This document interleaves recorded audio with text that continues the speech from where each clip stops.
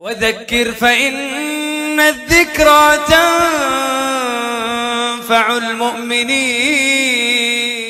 كلما أوقدوا نارا للحرب أطفأها الله ويسعون في الأرض فسادا والله لا يحب المفسدين صدق الله العظيم সূরা মায়েদা 64 নম্বর আয়াতের শেষ অংশ আল্লাহ তাআলা ইরশাদ করছেন কুল্লামা আওকাদু নারা লিল হারব আতফাআহা আল্লাহু ওয়া ইয়াসআউনা ফিল আরদি ফাসাদা।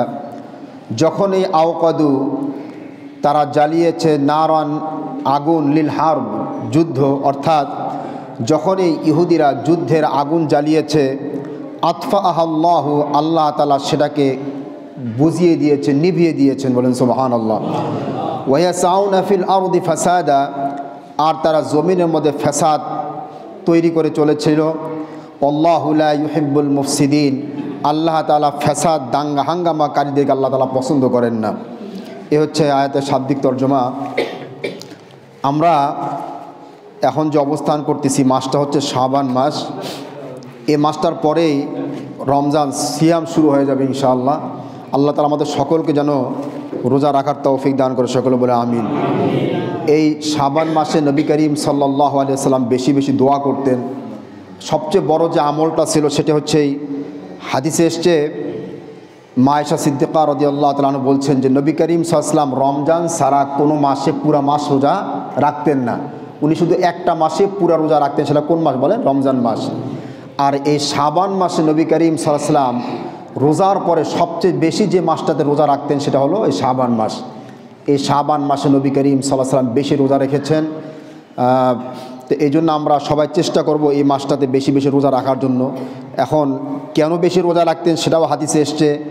এই মাসে বান্দার ইবাদ, বান্দার আমল নামা আল্লাহর সামনে পেশ করা হয়, বলেন সুবহানাল্লাহ। তো এই জন্য আমরা সবাই বেশি বেশি এই মাসে রমজান কি বলে রোজা রাখার চেষ্টা করব। আমরা কোরআন তেলাওয়াত করার সবাই চেষ্টা করবো ইনশাআল্লাহ। আমরা আরও হয়তো এই জুমা যাওয়ার পর হয়তো আর 3টা জুমা আমরা পেতে পারি রোজার আগে।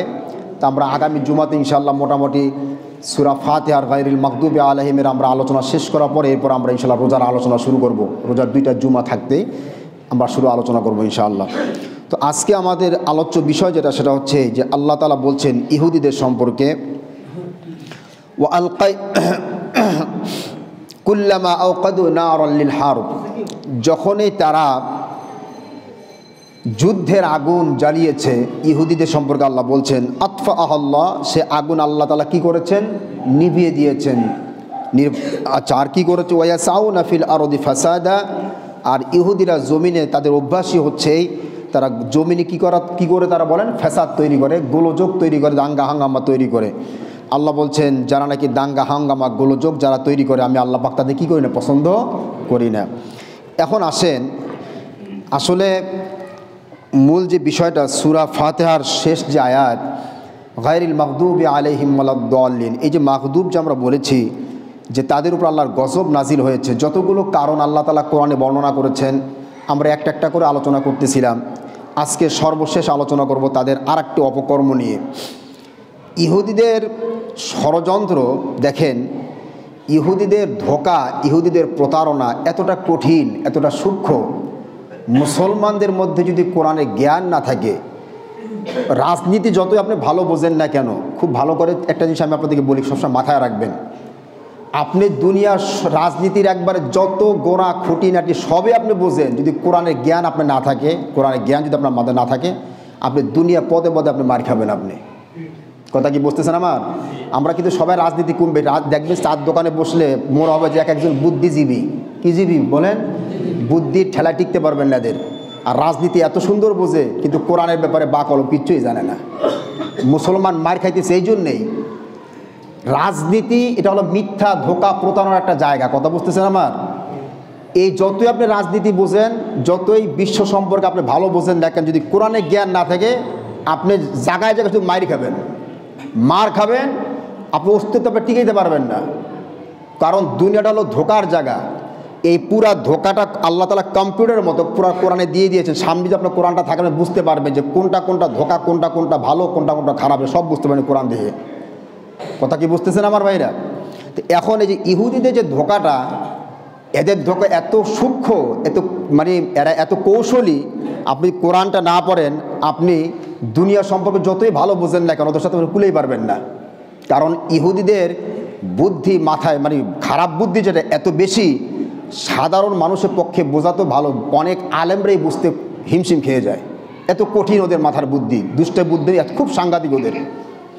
আল্লাহ তাআলা সেটা কোরআনে বলছেন যে দেখো, কুল্লামা আওকাদু নারাল লিল হারব, ওরা যখনই যুদ্ধের আগুন জ্বালিয়েছে আমি আল্লাহ স্বয়ং নিজে সেই যুদ্ধের আগুনকে আমি বুঝিয়ে দিয়েছি। বলেন সুবহানাল্লাহ।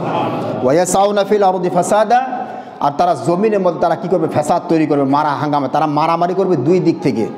এই ফ্যাসাদ যে তারা তৈরি করবে এর অনেক পদ্ধতি আছে, এর মধ্যে একটা পদ্ধতি হলো এই, তারা অস্ত্রের মাধ্যমে আপনার উপর তারা ঝাঁপিয়ে পড়বে, এটা তাদের একটা পদ্ধতি।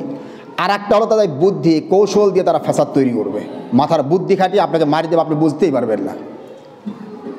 এখন আমি আপনাদের সামনে একটা ঘটনা বলি, তাহলে আপনি বুঝতে পারবেন যে এরা কতটা দুষ্ট প্রকৃতির এবং এটা কতটা মানে দ্রুত এবং এরা কতটা মানে চালাক, দুষ্ট চালাক। দেখেন সেটা আল্লাহ, আমি একটা ঘটনা আপনাদেরকে বলি। সেন্ট পল ইনি খ্রিস্ট ধর্মের একজন নামি দামি লোক ছিল। লোকটা কিন্তু সে ছিল ভণ্ড। সে কি ছিল বলেন? ভণ্ড ছিল। আপনারা মির্জা গোলাম আহমদ কাদিয়ানির নাম শুনেছেন? আপনারা শুনেছেন? কাদিয়ানি একটা গ্রুপ আছে পৃথিবীতে। আমি যে বলেছিলাম আপনাদেরকে কিছুক্ষণ আগে যে যদি ধর্মের জ্ঞান না থাকে আপনি অনেক চালাক হবেন ঠিকই, কিন্তু আপনি আসল জায়গা আপনি হেরে যাবেন। মির্জা গোলাম আহমদ কাদিয়ানি মুসলমান না কাফের? কাফের। আপনারা বলেন তো কেন সে কাফের? কাফের এই জন্যেই সে মিথ্যা নবুয়তের দাবিদার। সে মিথ্যা নবুয়তের বাড়ি হচ্ছে তার ভারতের পাঞ্জাব। পাঞ্জাবের দুইটা অংশ আছে, একটা অংশ হচ্ছে পাকিস্তানে পড়েছে আর একটা অংশ ভারতে পড়েছে। ভারতে যে অংশটা পড়েছে পাঞ্জাবের, এই পাঞ্জাবের একটা জায়গা আছে গুরুদাসপুর। নাম কি বলেন? গুরুদাসপুর। এই গুরুদাসপুরেই এই মির্জা গোলাম মোহাম্মদ কাদিয়ানি জন্মগ্রহণ করেছে। সে তার পুরা কার্যক্রমটা, সে তো মরে গেছে, দুনিয়াতে চলে গেছে, তার পুরা কার্যক্রম চালাচ্ছে ব্রিটেন। ব্রিটেনে তার সবচেয়ে কাদিয়ানিদের সবচেয়ে বড় অফিস হচ্ছে ব্রিটেনে। দেখবেন আমাদের ইসলামকে ধ্বংস করার জন্য যতগুলো বড় বড় অফিস, এটা সবগুলো ব্রিটেনে, আমেরিকা এবং ইসরায়েলে। আর একটা অফিস আছে দেখবেন আপনারা, ইসরায়েলের হাইফা একটা শহর আছে, এই হাইফা যেটা আপনারা দেখবেন, তো এই শহরে একটা অফিস আছে। আপনারা দেখবেন বাংলাদেশে বাহাই নামে একটা গ্রুপ আছে, বাহাই, এদের অফিসও রংপুরে আছে। এই বাহাই এরা কিন্তু দাবি করে মুসলমান, আপনি বুঝতে পারবেন না, এরা দাবি করে মুসলমান। তো চিন্তা করেন এদের অফিসটা ইসরায়েল তাদের নিজের হাইফা একটা নামী শহর, সেখানে করতে কেন দিয়েছে? এমনিই তো ইসরায়েলটা মেরে শেষ করতেছে মুসলমানদেরকে, সেইখানে আবার এই বাহাইদেরকে অফিস করতে দিল কেন? কারণ হলো এই বাহাইরা এরা মুসলমানদেরকে কোরআন হাদিস উল্টাপাল্টা বুঝাইয়া গোটা বিশ্বব্যাপী মুসলমানদেরকে এরা ইসলাম থেকে দূরে সরিয়ে দিচ্ছে, বলে নাউজুবিল্লাহ। এই জন্য এরা অফিসটা ওইখানে করতে দিয়েছে। আপনি কি আজকে বলেন ইসরায়েলকে যে আমরা মুসলমানরা ধ্বংস করবো, আমার অফিস করতে দাও, আপনার কিচ্ছু লাগবে না, নিজেরা টাকা খরচ করে আপনার করতে দেবে। কথা কি বুঝতেছেন? তো এখন ঘটনা হলো এই যে মির্জা গোলাম মোহাম্মদ কাদিয়ানি, এই যে গোলাম মোহাম্মদ, এই দেখেন এর কিন্তু অসংখ্য ভক্ত কিন্তু আছে বাংলাদেশে, আছে না? আছে। তো এরা তো মুসলমান দাবি করে, এদের সাথে বড় ধরনের সংঘর্ষ হয়েছিল পঞ্চগড়ে। তো এরা কিন্তু নিজেদেরকে মুসলমান দাবি করে। এই লোকগুলাকে কাদিয়ানির আলেমরা কি করেছে? বিভ্রান্ত করে এদেরকে কাদিয়ানি ধর্মমতে নিয়ে গেছে। এখন মুসলমানদের ধর্মের জ্ঞান না থাকার কারণে, ইসলামের জ্ঞান না থাকার কারণে মুসলমানদেরকে উল্টাপাল্টা বুঝাইয়া ধর্ম থেকে সরানোটা খুব সহজ। কি বলে ঠিক কি না? কারণ ধর্মের জ্ঞান তার মধ্যে নাই। আপনারা এমন সুন্দর করে বুঝাবে ওরা, আপনি বুঝতে পারবেন না। আপনি মনে করবেন যে আসলে গোলাম মোহাম্মদ কাদিয়ানি আখিরি নবী, বলেন না নাউজুবিল্লাহ। হাদিস এবং কোরআন দিয়ে আপনাকে রেফারেন্স দিবে। আপনার যদি জ্ঞান না থাকে আপনার মুহূর্তের মধ্যে সে ভুলেই ফেলবে। তো এইরকম গোলাম মোহাম্মদ কাদিয়ানি যেরকম দুষ্ট প্রকৃতির লোক ছিল, ঠিক সেম এরকম একটা লোক ছিল সেন্ট পল নামে, খ্রিস্টান ধর্মের। কি নাম ছিল বলেন? সেন্ট পল। রসুলের খুব খেয়াল করবেন ঘটনাটার দিকে। আমি বলতেছিলাম যে ইহুদিরা ষড়যন্ত্র দেখেন, কত সূক্ষ্ম ষড়যন্ত্র খেয়াল করেন, কীভাবে ফ্যাসাদ তৈরি করে, মারামারি তৈরি করে। দেখেন নবী করিম সাল্লাল্লাহু আলাইহি সাল্লাম পৃথিবীতে আসার আগে একজন ইহুদি বাদশাহ ছিল। কি বাদশাহ ছিল বলেন? ইহুদি বাদশাহ ছিল। ইহুদি ধর্ম আর খ্রিস্টান ধর্ম এক না আলাদা? আলাদা। এবং দুইটা ধর্মের মধ্যে কিন্তু চূড়ান্ত মারামারি, মারাত্মক মারামারি আছে কিন্তু ওদের মধ্যে। আমি সেই ইতিহাস আজকে পরে বলবো। কারণ ইহুদিরা, খ্রিস্টানরা বিশ্বাস করে যে আমাদের নবীকে ইহুদিরাই মেরেছে, এই জন্য ওদের মধ্যে দারুণ একটা মুসলমানদেরকে মারার ব্যাপারে ওরা এক, এটা ঠিক আছে, কিন্তু ওদের নিজেদের মধ্যে কিন্তু একটা দ্বন্দ্ব আছে কিন্তু বড় ধরনের। এই ঘটনাটা নেই, ঈসা আলাইহিস ঘটনা নেই। তো ওই ইহুদি বাদশাহ তার কাজেই ছিল ঈসা আলাইহিস বিরুদ্ধে প্রোপাগান্ডা করা আর খ্রিস্টানদেরকে মারা, এই কাজ ছিল সেই ইহুদি বাদশার। এই বাদশার তথ্যমন্ত্রী ছিল এই সেন্ট পল, সে ইহুদি ছিল। সে কী ছিল বলেন? ইহুদি ছিল। সে গিয়ে একদিন বাদশাকে বলছে, বাদশা দেখেন কি তার মাথায় বুদ্ধি, দেখেন কি আপনি যে খ্রিস্টানদেরকে মারতেছেন, আপনি মেরে শেষ করতে পারবেন ওদেরকে? কারণ ধর্মের বিষয়টা তো মানুষের উপরে লেখা থাকে না কে কোন ধর্মের, এটা হলো অন্তরের বিষয়। কি বলে ঠিক কি না? অন্তরে। আপনি কয়টারে মারবেন? আপনি যে মারা শুরু করেছেন, খ্রিস্টানরা এখন ভান ধরবে, ছদ্মবেশ ধারণ করবে যে আমরা ইহুদি, কিন্তু ভিতর ভিতরে তারা সব খ্রিস্টানে থাকবে, আপনাকে ধোকা দিবে। তখন আপনি কী করবেন? ধরতে পারবেন? তার গায়ে তো আর ঘেরান নাই যে সেই খ্রিস্টান ধর্মের না ইহুদি ধর্মের। আপনি নাক দিয়ে এরকম লাগাইতে বুঝতে পারবেন না যে কোনটা খ্রিস্টান কোনটা ইহুদি। তাহলে কী করা লাগবে? তুমি একটা বুদ্ধি দাও আমার। শোনেন, খ্রিস্টানদেরকে মারতে হইলে তখন আমরা ইসলামটা যেরকম সত্য, তখন খ্রিস্টান ধর্ম সত্য ছিল। বলে খ্রিস্টানদেরকে মারতে হলে আমার কাছ থেকে একটা পলিসি নেন, ওদেরকে একেবারে শেষ করতে পারবেন পাইকারিভাবে, সেটা বুদ্ধি আমার কাছ থেকে। বলে বলো বলো কী বুদ্ধি? তো দেখেন, আপনি আমার এ নাক, কান, এ হাত, চোখ এগুলো উপরে কেটে ফেলবেন, আমার মুখে কালি মাখবেন, মেখে আপনি আমার শুলিতে চড়াবেন। কিসে চড়াবেন? এই সেন্ট পল বাদশারে বুদ্ধি দিতেছে, শয়তানি বুদ্ধি। আপনি আমার শুলিতে চড়ানোর প্রস্তুতি নেবেন, শুলে চড়া আগে আমার নাক কান এগুলো কাটবেন। আপনি ভিতর থেকে একটা লোক তৈরি করে দিবেন, যে লোকটা আমার ব্যাপারে আপনার কাছে জীবন ভিক্ষা চাবে। দেখেন শয়তানি বুদ্ধিটা কি, দেখেন। আপনি মারার প্রস্তুতি নেবেন আমারে, আর ভিতর থেকে একটা লোক আপনার মন্ত্রীদের মধ্যে বা সচিবদের মধ্যে একটা লোক কী করবে, যে আমার ব্যাপারে আপনার কাছে প্রাণ ভিক্ষা চাবে। প্রাণ ভিক্ষা আপনি দিয়ে দেওয়ার পরে আপনার খ্রিস্টানদের এক জায়গায় নিয়ে ফেলাবার, যেখানে খ্রিস্টানরা বেশি বসবাস করে, গির্জা টুজা আছে ওদের, ওইখানে আমার ফেলবেন। মনে করেন রোম, ইটালির রোম, খ্রিস্টানদের মেন আকরা। আচ্ছা ঠিক আছে, তারপর তুমি গিয়ে কী করবো সেখানে গিয়ে? আমার ফেলানোর পরে আমি গিয়ে তাদেরকে বলবো, দেখো আমি কিন্তু সে কিন্তু আসলে ইহুদি, তা আপনার আমার খ্রিস্টানদের আকরার মধ্যে ফেলানোর পর আমি গিয়ে তাদের খ্রিস্টানদেরকে বুঝাবো, দেখো আমি কিন্তু আসলে খ্রিস্টান, আমি আসলে কি বলেন খ্রিস্টান। বাদশাহ আমার ব্যাপারে কোনোভাবে জেনে ফেলেছে যে আমি তোমাদের এই খ্রিস্টান ধর্মের অনুসারী, এই জন্য সে আমার শুলিতে চালাবে। তো ঈসা আলাইহিস সালামের দোয়া ছিল বলে আমার উপরে তারা আমার শুলিতে চালাইতে পারে নাই। আল্লাহ আমার হেফাজত করেছেন, ঈসা আলাইহিস সালামের দোয়া ছিল আমার উপর, আমি আল্লাহ আমার বাঁচিয়েছেন। তবে আমি যদি মারা যাই, তোমাদের খ্রিস্টান ধর্মের জন্য মারা যাবো, আমি খ্রিস্টান, আমার এতে কোনো আফসোস নাই, আমি খ্রিস্টান ধর্ম তোমাদের জীবন দেবো, আমার এতে কোনো তোমার আমার একটা আফসোস আছে, সেটা হলো এই যে আমি খ্রিস্টান ধর্ম সম্পর্কে আমার ভালো জানা আছে। আমি এই খ্রিস্টান ধর্মটা যেন পৃথিবী থেকে নষ্ট না হয়ে যায়, বিলুপ্ত হয়ে না যায়, এই জন্য আমি আল্লাহর কাছে দোয়া করেছি, আল্লাহ আমি যেন খ্রিস্টান ধর্মটা পৃথিবীতে টিকিয়ে রাখতে পারি, খ্রিস্টান ধর্ম যেন আমার দ্বারা টিকে থাকে, তুমি এই সুযোগটা একটু আমার দাও। তো আল্লাহ সেটা কবুল করেছে। এখন দেখো আমারে তো মারার চেষ্টা করেছে ইহুদি বাদশা, মারতে পারে না, এটা ঈসা আলাইহিস একটা দোয়া ছিল আমার উপরে। তো উনি এই চাল করে খ্রিস্টান থেকে হাত করেছে। আসলে সে ঠিকই তো ইহুদি তার বাচ্চা তারা মারতে চেয়েছে, মারতে পারে নাই, নিশ্চয়ই ঈসা আলাইহিস সালামের দোয়া তার উপরে আছে। বড় মহৎ লোক সে, বড় কি বলেন মহৎ, সাদা সিধাভাবে তারা বুঝছে, আমাদের যখন ধোকা দিতেছে মুসলমানদেরকে বিভিন্ন লোকেরা। এখন সে এই ধোকা দেওয়ার পরে খ্রিস্টানরা বুঝতে পারে নাই, না বুঝে তারা তাকে সেন্ট পলকে তারা মনে করেছে বাপরে বাপে তো বিশাল বড় খ্রিস্টান ধর্মের যাজকরে, আমাদের মধ্যে বড় নেককার লোক সে। এবং সে বলেছে যে ঈসা ইসলাম আমার উপরে তাওয়াজ্জু দিয়েছে, তার বরকতটা আমার উপর সে দিয়েছে, তিনি বলেছে তুমি আমার খ্রিস্টান জগৎকে এখন বাঁচাবা। বলেন নাউজুবিল্লাহ। শুধু মিথ্যার মিথ্যা। খ্রিস্টানরা একযোগে বলেছে হ্যাঁ ঠিক আছে, আপনি আমাদের বড় ঠাকুর, বড় আপনি আমাদের পাদ্রী, আমাদের আপনি যা বলবেন তা আমরা তাই শুনবো। এ কী করেছে দেখেন, এই সেন্ট পল খ্রিস্টানদের 12টা গোত্র ছিল ওই অঞ্চলে, ফিলিস্তিন আশপাশ সমস্ত অঞ্চল জুড়ে 12টা গোত্রের 12টা লিডার ছিল। এই লিডারদের কাছে গিয়ে বলেছে, যে লিডারদের কথায় 12টা গোত্রের লোকেরা মানত, বলে দেখো আমি তোমাদের বড় ধর্মীয় ঠাকুর, বড় পাদ্রী, আমার কথা মানবা। ঈসা ইসলাম আমাকে তোমাদের জন্য ত্রাণকর্তা হিসেবে পাঠিয়েছে, যে আমার কথাই তোমরা মানবা, আমি ঈসার পরে সবচেয়ে বড় দামি লোক তোমাদের ধর্মের মধ্যে। বলে নাউজুবিল্লাহ। হ্যাঁ তারা ঠিকই ঠিকই ভালো কথা। এত দুষ্ট সে, 12টা গোত্রের জন্য এই খ্রিস্টানদের ধর্মগ্রন্থের নাম কি বলেন? ইনজিল। খেয়াল রাখবেন, বাইবেল এটা হলো আলাদা, তাওরাত আর ইনজিল। তাওরাত হলো মুসা ইসলামের, আর ইনজিল হলো কাদের? খ্রিস্টানদের। এই বাইবেল, তাওরাত আর ইনজিলকে একসাথে বাইবেল বলা হয়, খেয়াল রাখবেন সবসময়। বাইবেল কিন্তু এটা বাইবেল দুইটা ধর্মগ্রন্থের সমন্বয়কে কি বলা হয় বলেন? বাইবেল। বাইবেলটা পুরাতনটাকে বলা হয় তাওরাত, আর নতুনটাকে কি বলা হয়? ইনজিল। আচ্ছা, তো এখন দেখেন এই লোক গিয়ে করেছে কি, 12টা গোত্রের জন্য ইনজিলটা থেকে আলাদা আলাদা করে পাট পাট করে আল্লাহ নিজে বলেছেন যে ইনজিল আর তাওরাত আমি আল্লাহ হেফাজত করব না।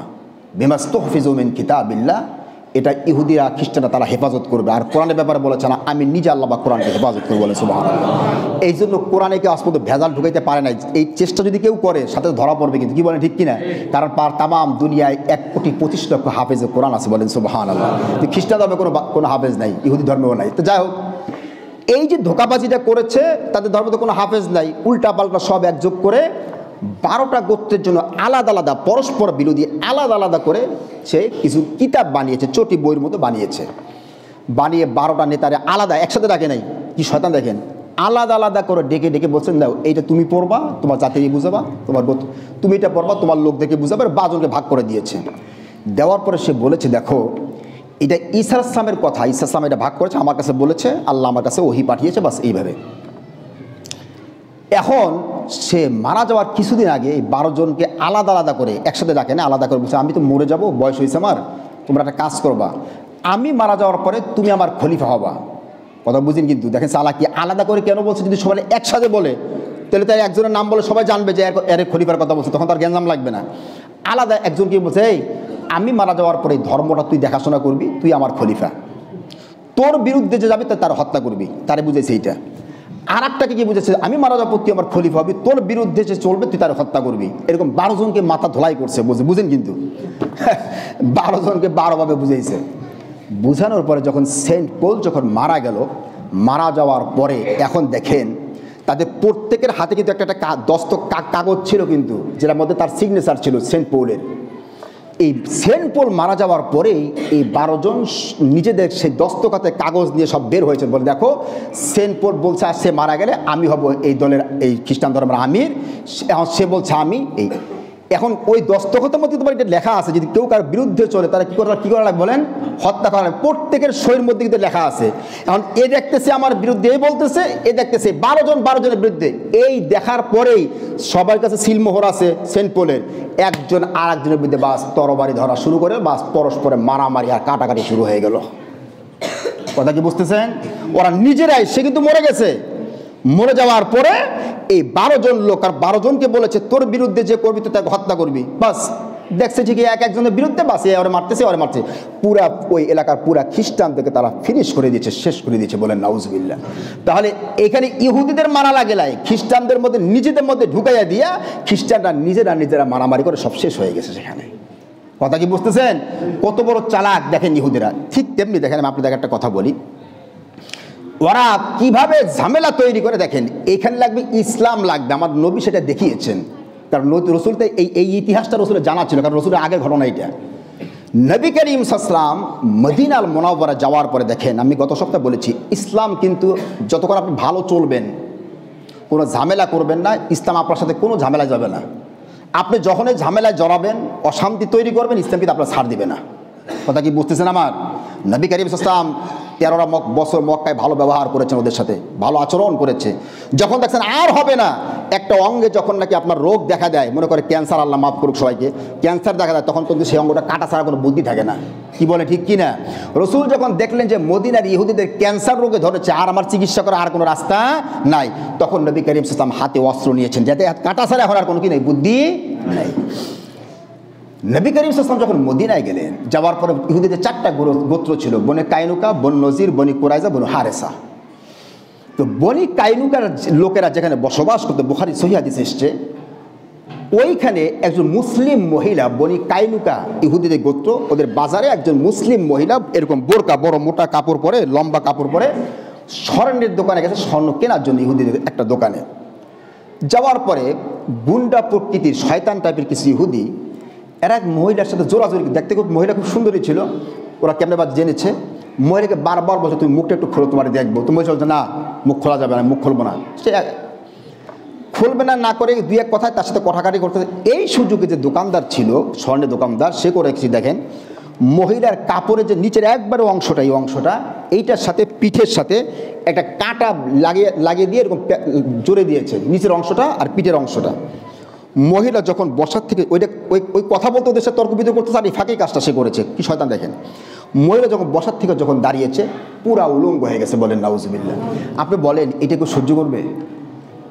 মহিলা পুরা উলঙ্গ হয়ে গেছে। মুসলমান যখন এই ঘটনা শুনছে, মহিলা চিল্লাপাল্লা শুরু করেছে, বেজ্জতি অপমান একটা, এটা কত বড় অপমান। তারা হাসতেছে, ইহুদিরা ঠাট্টা করতেছে। ওইখানে একজন মুসলমান ছিল, তিনি ধৈর্য ধারণ করতে পারেন না। এটা কে ধৈর্য ধারণ করবে এরকম বলেন? আমরা কেউ সহ্য করবো মা বোনের ব্যাপারে এরকম হইলে? সেই মুসলমান যায় এমন একটা মারছে, ওই আপনার কী বলে স্বর্ণকার, এক মারে শেষ, মারা গেছে।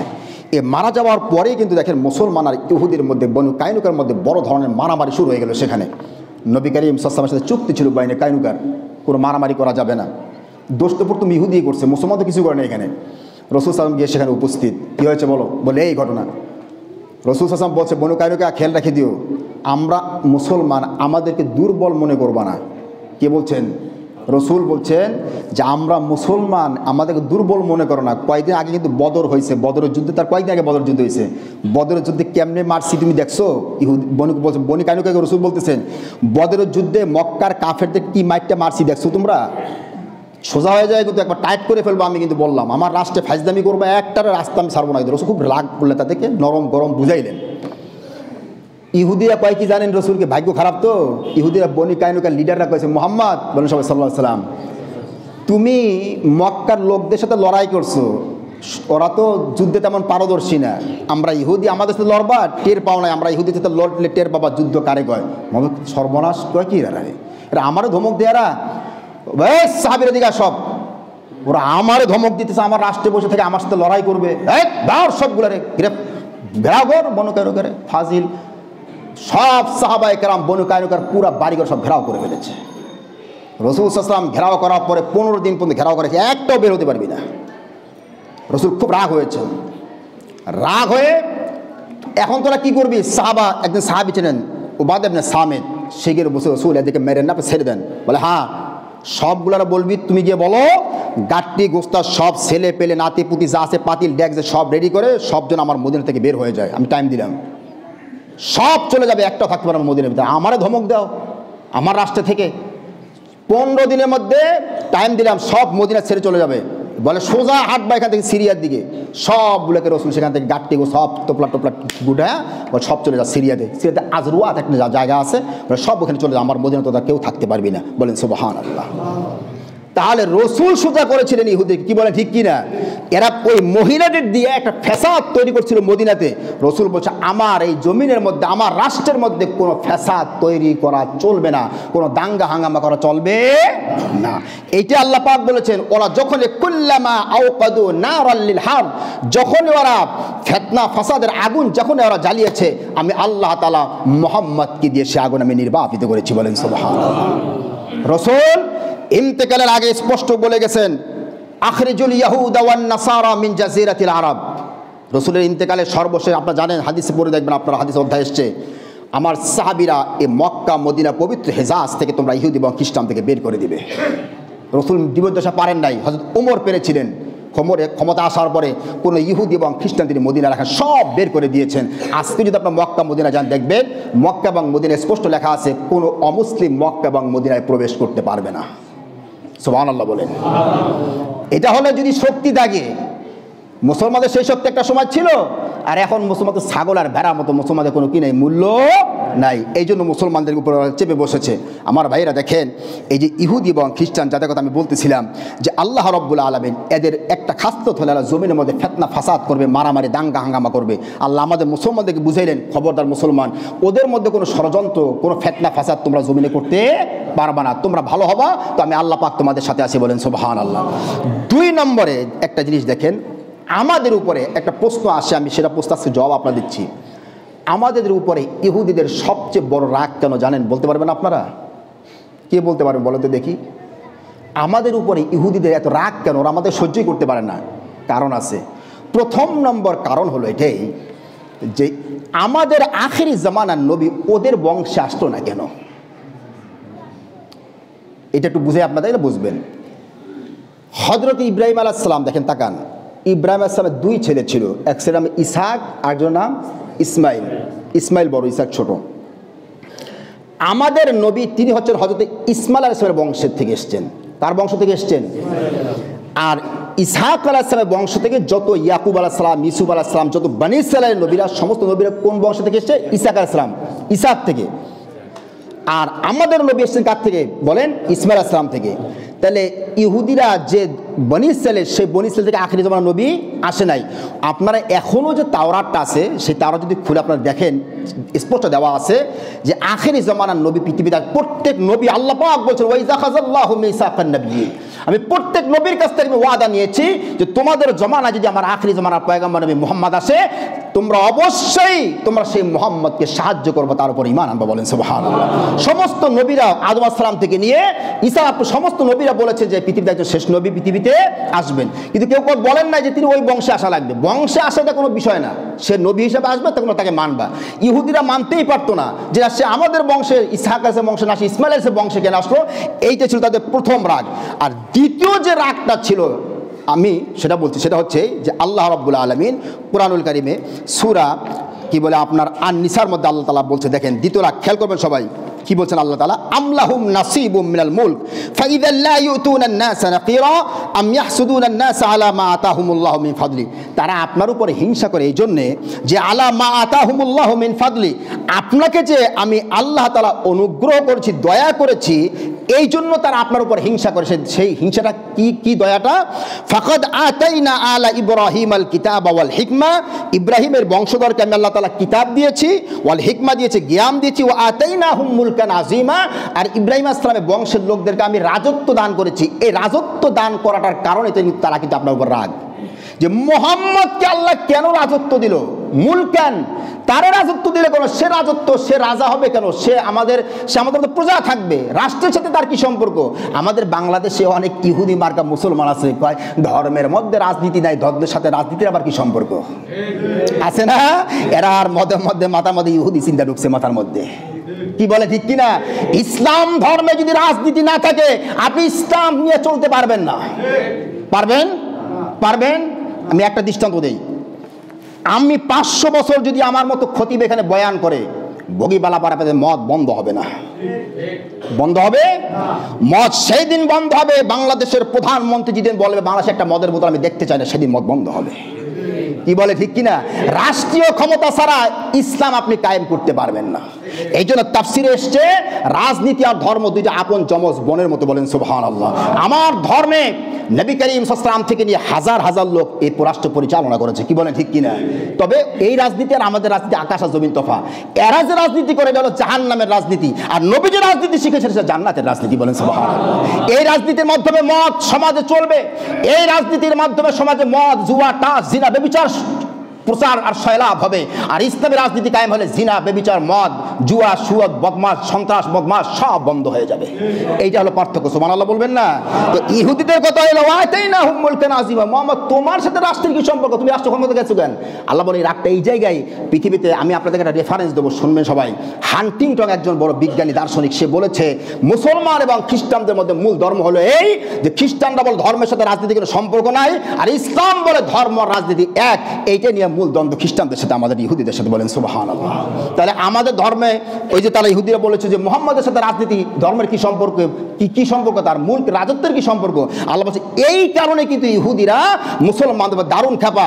আপনি সব কথা বাদ দিয়ে আপনি যদি বলেন যে আমরা কিচ্ছু চাই না, আমরা তোমাদের কথা মতো চলবো ইহুদিদের, দেখবেন ইহুদিরা দারুণ খুশি। ইসলামটা বাদ দিয়ে তোমাদের সাথে মিলো, তোমাদেরকে জামায় আদরের মতো রাখবে ইহুদিরা। কি বলে ঠিক কিনা?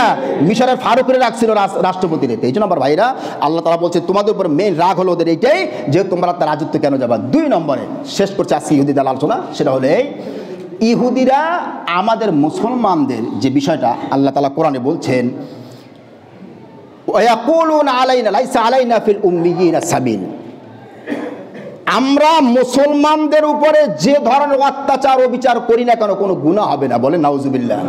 এটা আল্লাহ আমাদেরকে বলে দিয়েছেন। আল্লাহ বলছে এই তোরা আমার নামে মিথ্যা কথা বলিস না, আমি কখনো তোদেরকে মুসলমানদের উপরে জুলুম অত্যাচার কথা আমি বলি নাই।